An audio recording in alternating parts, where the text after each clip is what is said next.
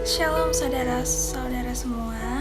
Sebelum kita masuk ke dalam pemberitaan Tuhan, mari kita bersatu dalam doa. Ya Tuhan Allah, Bapa kami bersyukur kepadamu Tuhan atas berkat pernyataan-Mu di sepanjang hari ini.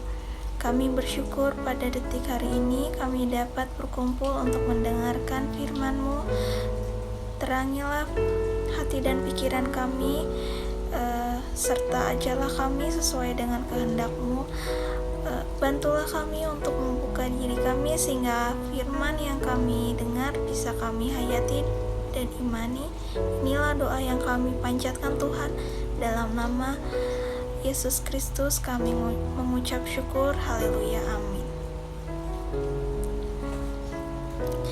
Shalom saudara-saudara semua. Bagaimana kabar dan keadaannya hari ini?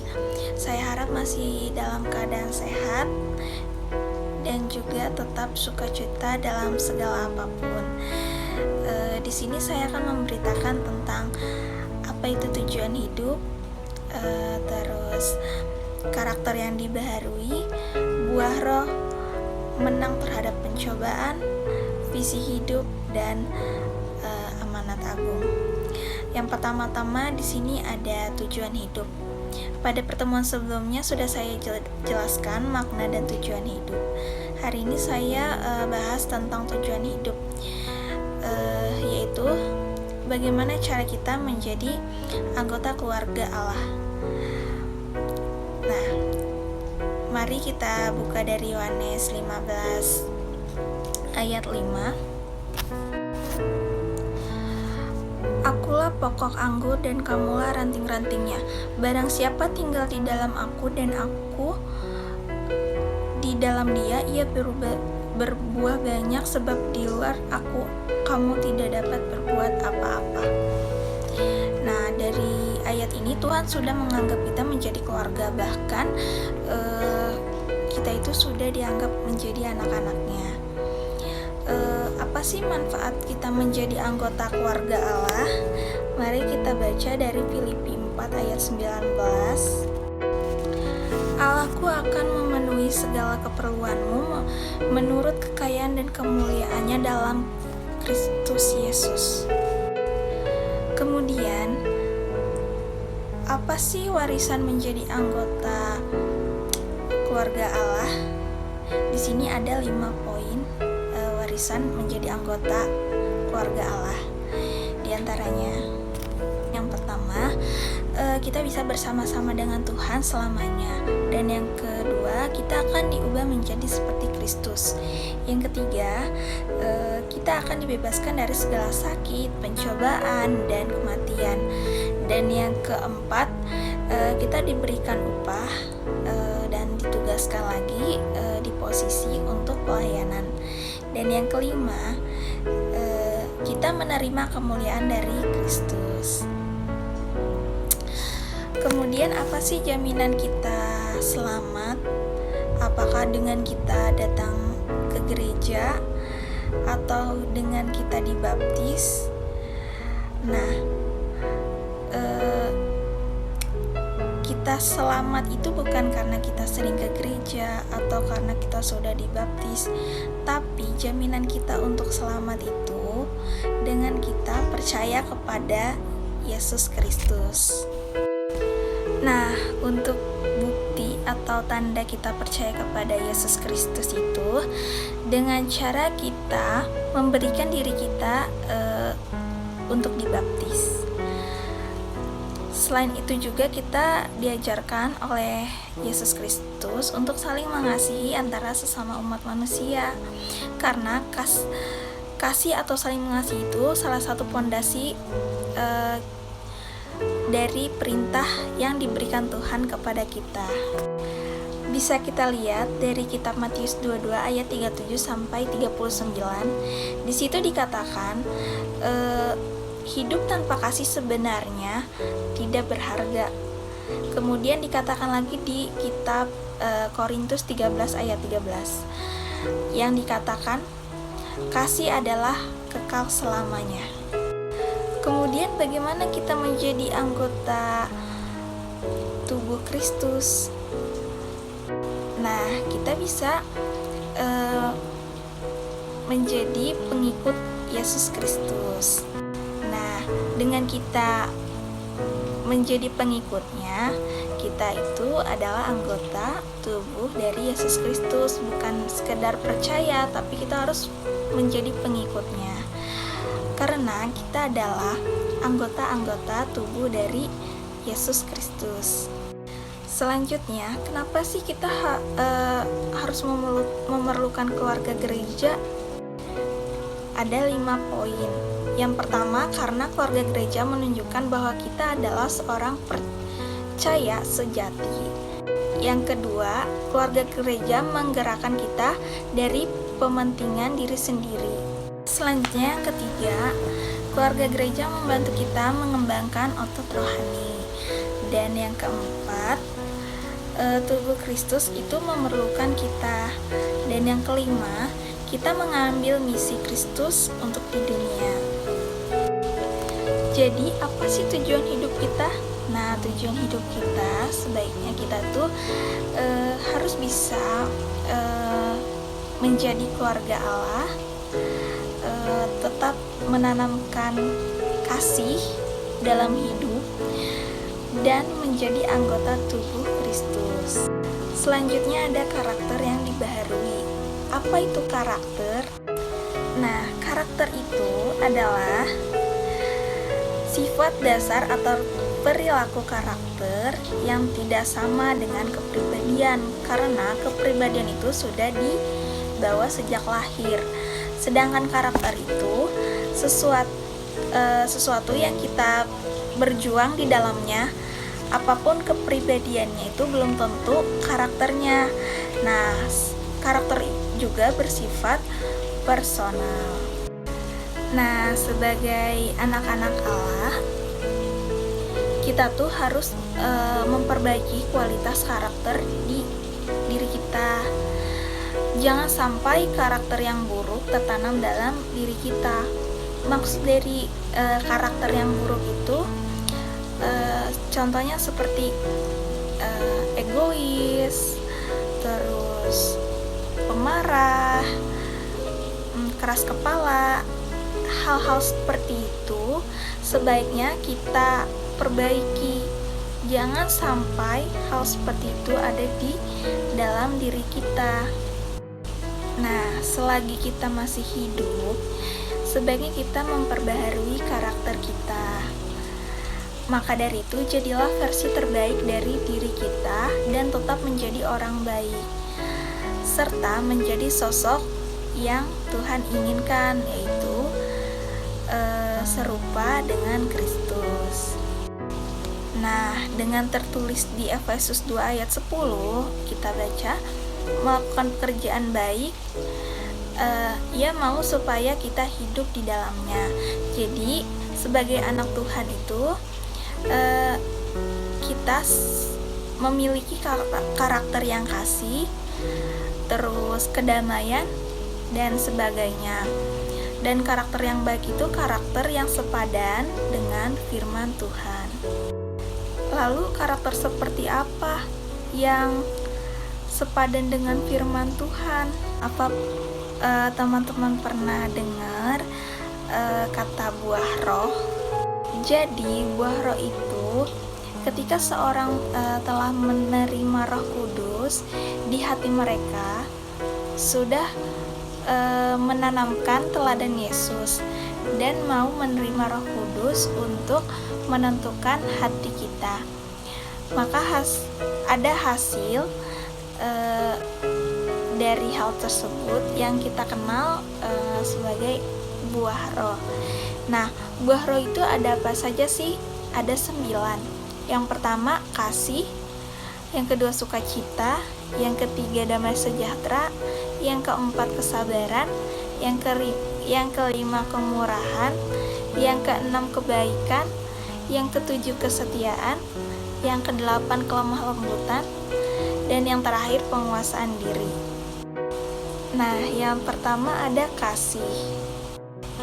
Mari kita buka dari 1 Korintus 13 ayat 1 sampai 7. sini itu kasih itu sabar, kasih itu murah hati, ia tidak cemburu, ia tidak memegahkan diri dan tidak sombong, tidak melakukan yang tidak sopan, tidak mencari keuntungan dari diri sendiri, tidak pemarah, dan tidak menyimpan kesalahan orang lain, tidak bersuka cita karena ketidakadilan, dan menutupi segala sesuatu, tidak menceritakan kelemahan orang lain. Nah, yang kedua ada sukacita. Alkitab mengatakan bersukacitalah. Nah, dari kata tersebut kita itu boleh merasa sedih, kecewa, kesal, marah, tetapi kita harus tetap bersukacita. Karena kita tidak boleh berlarut-larut dalam keadaan yang kesal, kecewa, sedih. Karena di hidup kita itu selalu ada Tuhan Yesus Kristus yang menemani kita, menuntun kita, dan menyertai hidup kita. Jadi hidup kita tuh selalu sukacita, karena Tuhan Yesus sendiri tidak pernah meninggalkan umatnya. Dia selalu sayang dan peduli dengan umatnya. Adapun contoh dari tokoh Alkitab yaitu Daud dan Saul, di mana Daud ini dikejar-kejar oleh Saul, tetapi Daud selalu bersukacita. Mengapa? Karena ia percaya bahwa Tuhan selalu menuntun dia dan tidak pernah meninggalkan dia. Yang ketiga itu damai sejahtera, yang tertulis pada Matius 5 ayat 9. Dikatakan ketika bagi orang percaya atau sudah ada Roh Kudus di dalam dirinya, maka sewajarnya kita itu sebagai pembawa damai. Damai sejahtera yang berasal dari Yesus Kristus. Bagaimana kita bisa hidup damai? Ada 4 poin. Yang pertama, serahkan segala kekhawatiran itu kepada Yesus Kristus. Serahkan semuanya. Percayalah, segala kekhawatiran itu pasti akan diselesaikan oleh Yesus Kristus. Yang kedua, harus percaya kepada Tuhan bahwa Ia ikut andil dalam hidup kita. Mau bagaimanapun hidup kita, Tuhan pasti menolong dan membantu hidup kita, karena Tuhan tidak ingin melihat umatnya dalam kesengsaraan. Yang ketiga, kita harus damai dengan Tuhan. Maksudnya itu, jika kita memiliki dosa atau memiliki kesalahan kepada Tuhan, segeralah meminta ampun kepadanya. Yang keempat, selalu berdoa dan bersyukur. Karena dengan kita berdoa, kita bersyukur, pasti hidup kita akan selalu damai. Dan yang keempat, ada kesabaran, yang tertulis pada kitab Kolose 3 ayat 13. Orang yang telah dimateraikan Roh Kudus, maka sifat-sifat Allah ada di dalamnya, tidak menaruh dendam. Yang kelima itu kemurahan. Kemurahan itu sesuatu yang bernilai tinggi. Kita serahkan atau berikan kepada orang lain, dan kemurahan yang kita berikan mampu memberikan nilai yang berharga pada orang lain. Dan kemurahan yang luar biasa itu kemurahan dari Tuhan Yesus Kristus, yang tertulis di kitab Matius 7 ayat 7, yang bunyinya itu adalah, mintalah maka akan diberikan kepadamu, carilah maka kamu akan mendapat, ketoklah maka pintu akan dibukakan bagimu.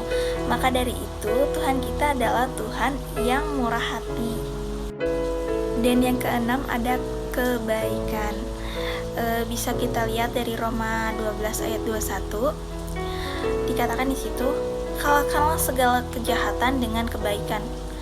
Jadi jangan sampai kita itu membalas kejahatan dengan kejahatan. Jika kita mendapatkan kejahatan, itu harus dibalas dengan kebaikan. Seperti yang dikatakan, apabila kamu ditampar pipi kiri, berikan pipi kananmu. Jadi apabila kita berbuat jahat lagi, kita tidak berbeda dengan orang yang melakukan kejahatan kepada kita. Nah, dengan memberikan kebaikan juga, kita tidak perlu melihat dari sisi manapun. Berbuat baik itu bisa ke siapapun, tidak melihat dia jahat atau baik. Karena berbuat baik itu bisa ke sesama manusia atau ke siapapun. Nah, yang ketujuh ada kesetiaan yang tertulis di kitab Timotius 4 ayat 1 Timotius 4 ayat 12. Di sana dikatakan, jangan seorang pun menganggap engkau rendah karena engkau muda, jadilah teladan bagi orang-orang percaya. Kemudian di Wahyu 2 ayat 10, hendaklah engkau setia sampai mati dan aku akan mengaruniakan kepadamu mahkota kehidupan. Jadi tetaplah setia kepada Tuhan sampai akhir hidup kita. Karena umur tidak ada yang tahu kapan kita meninggal atau mati meninggalkan bumi ini. Jadi setialah kita kepada Tuhan sampai akhir hayat hidup kita. Nah, yang kemudian yang ke-8 ada kelemah lembutan. Lemah lembut itu bukan berarti lemah atau tidak berdaya, tapi lemah lembut itu orang yang kuat. Ia dapat mengontrol dan dapat mengendalikan kekuatan dan dapat mengendalikan dirinya. Selanjutnya, yang ke-9, penguasaan diri. Penguasaan diri adalah keadaan di mana kita dapat mengendalikan diri untuk tidak melakukan keinginan-keinginan duniawi. Maka di sini tuh Tuhan ingin kita bisa mengendalikan diri kita. Kita juga harus bisa mengendalikan pikiran dan hati kita. Karena dari situ tertanam niat-niat yang jahat. Maka dari itu penguasaan diri sangatlah penting.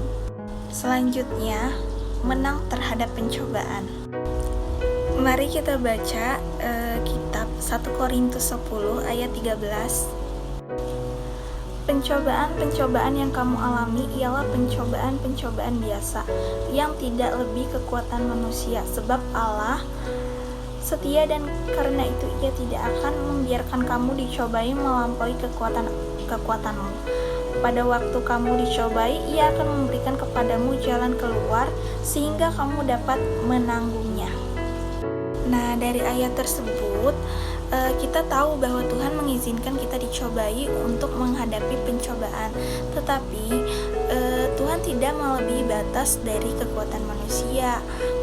Dia pasti memberikan jalan keluar bagi kita, karena yaitu Tuhan sangat mengasihi kita dan menyayangi kita. Nah, selama kita hidup, kita memiliki 3 musuh. Yang pertama ada iblis, yang kedua ada dunia atau duniawi, yang ketiga ada hawa nafsu. Nah, musuh manusia kan tadi ada 3. Yang pertama ada iblis kan. Nah, iblis itu menanamkan sebuah kebencian, dendam, mengajarkan hal-hal yang tidak baik, kemarahan. Terus iblis juga tidak ingin kalau kita itu setia kepada Tuhan. Dia ingin kita melakukan hal-hal yang berdosa. Dan iblis juga senang membuat Tuhan itu sedih. Lalu bagaimana sih cara mengalahkan iblis? Mengalahkan iblis bisa dengan cara senjata sorgawi, yang dimana kita harus memperkuat iman kita lagi dan kita lebih dekat dengan Tuhan. Kemudian kita juga harus harus lebih memperdalam firman Tuhan agar kita mengetahui mana yang dikehendaki oleh Tuhan dan mana yang tidak dikehendaki oleh Tuhan. Kita bisa buka dari kitab Yakobus 4 ayatnya yang ke-7. Karena itu tunduklah kepada Allah dan lawanlah iblis, maka ia akan lari daripadamu.